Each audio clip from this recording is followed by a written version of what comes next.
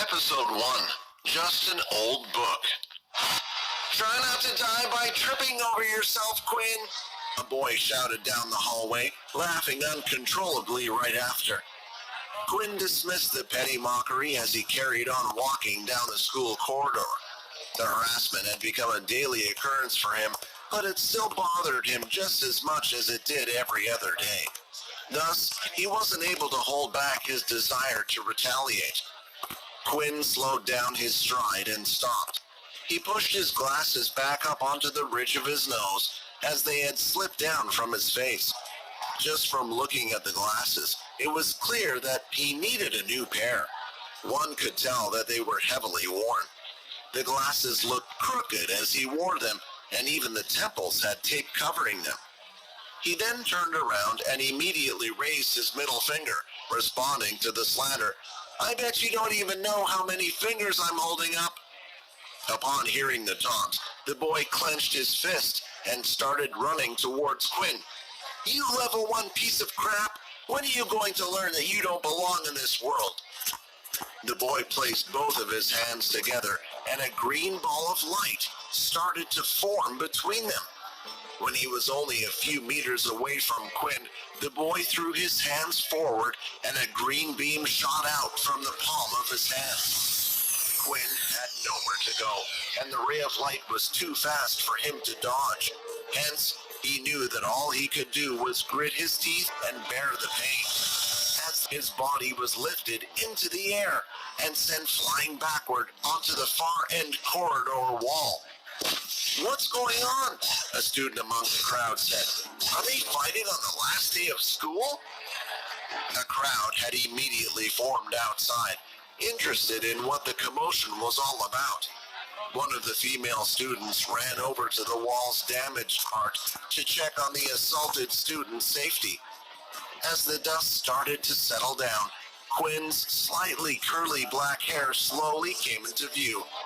When the smoke eventually cleared up, the female saw who it was. She instantly backed away and continued on with her business as if nothing happened. The moment that the female student had returned to her friends, he could see that they were laughing at her. "I can't believe you tried to help him." "I didn't see who it was," the girl retorted, her cheeks flushed. After that, Quinn stood up and lifted his glasses that were thrown onto the floor. To his dismay, one of the hinges had fallen off once again. Instead of wearing the worn-out pair, he let it hang on his hand.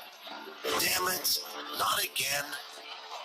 It was the last day of school for Quinn, so he hoped that someone wouldn't try anything with him. He was sick and tired of their doings, but he wasn't the type to ignore those either. He had seen people who had chosen to keep their heads down and tolerate the harassment. However, their treatment was far worse than what he received. He didn't bother to stay at school like the rest of the students. He picked up his broken glasses and proceeded to leave school. As he walked past, he saw the students having conversations among themselves in their circles. Some were laughing, while some had tears, thinking it was the last time they would ever see each other again. However, Quinn wasn't a part of any of that, and he didn't want to be. Cliques would not welcome him anyway. He was the weird one. When he finally arrived home, he immediately went to work. Living in a single-bedroom apartment with just enough space to fit a single bed and desk was enough for him. A TV was mounted on the wall, but Quinn would merely use it as a background noise source and didn't watch anything. The apartment was provided to him by the government, since he had no living relatives and was only 16 years of age. On top of his bed was a single suitcase that contained all of his belongings that were neatly packed. He walked towards a cabinet, immediately pulling a drawer open, which accommodated a single book. It was a large and thick hardbound book, weighing about half a kilo. The front cover of the book was in a color that mimicked a lighter shade of blood.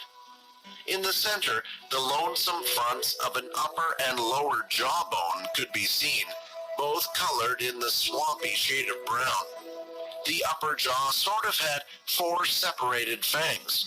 Meanwhile, the lower one had 2 sharp teeth on the 2 far ends on the overhead and 5 evenly spaced underneath. "Let's try again today," Quinn said as he lifted the book and placed it on top of the desk. He then quickly went to his bag to pull out a little test tube that was half filled with a colorless liquid. "Test 112, hydrochloric acid. Let's see how it goes." He then started to slowly pour the liquid out of the test tube onto the book. So far, there is no reaction. He proceeded to continue to pour all of the test tube contents on the book, but there was no reaction at the end of his experiment. Carefully, he examined the book while jotting down the results in his notebook, seeing if there was any damage done, yet the book looked the same as always. "Another failure. Why won't you open?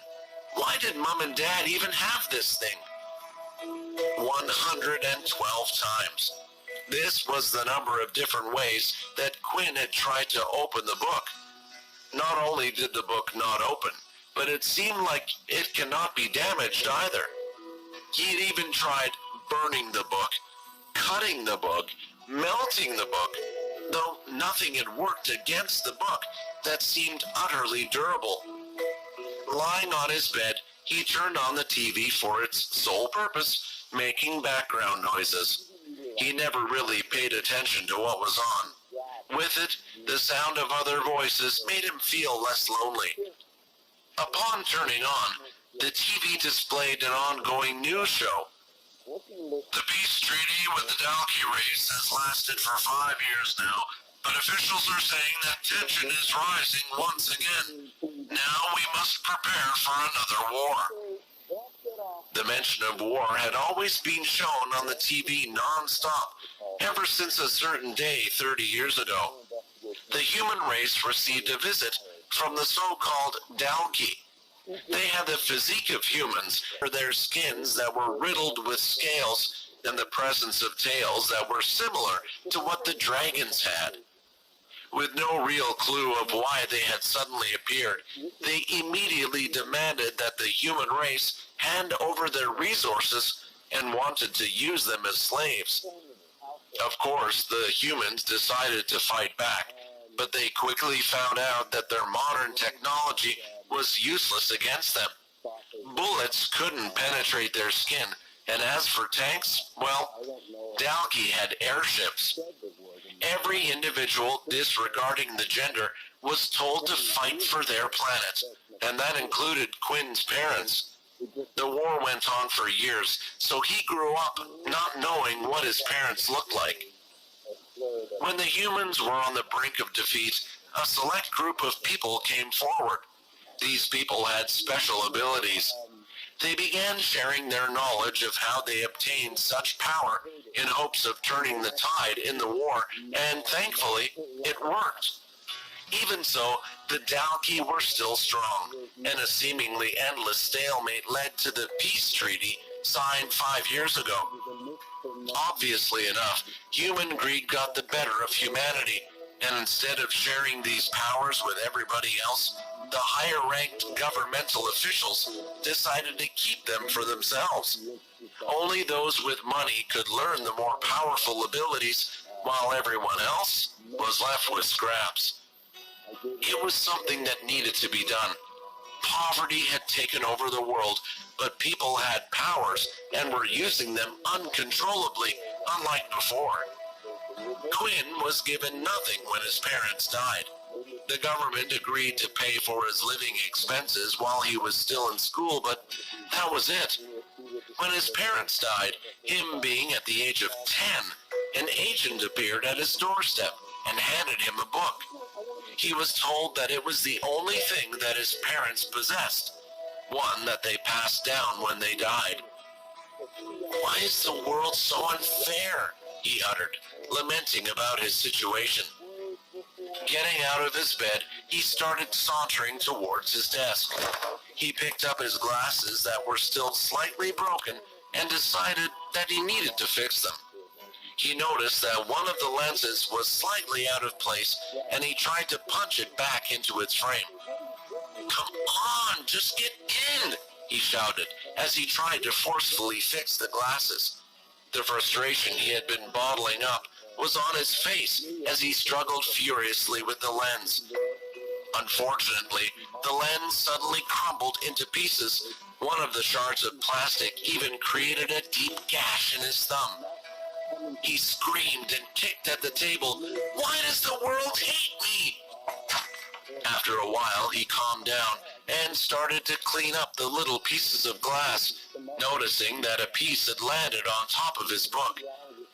As Quinn removed the piece of glass, a drop of blood from his thumb landed on top of the book.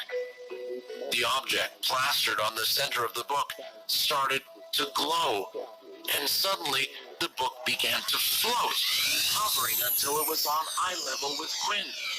Quinn darted back and away from it. The glow from the book made his room look emptier with the little bed at the corner and the solitary seat beside it. What the hell is happening? The book started to emit a blinding radiance as it shook uncontrollably. A few seconds later, it finally opened up. Pages after pages were being turned. Quinn couldn't take his eyes off of the shining book. It was as if he was in a deep trance. The words written on the pages of the book weren't in any language that he had ever seen before. Nevertheless, for some reason, he felt like he could understand it. When the book reached its last page, it started to disappear, gradually turning into dust. At the same time, his body suddenly felt weak. Quinn's vision was starting to fade, and with that, his eyes pulled shut. But just before he passed out, there was a single message that he heard. "Congratulations, you have been granted the Unable to maintain consciousness long enough to hear the final words, Quinn duly passed out.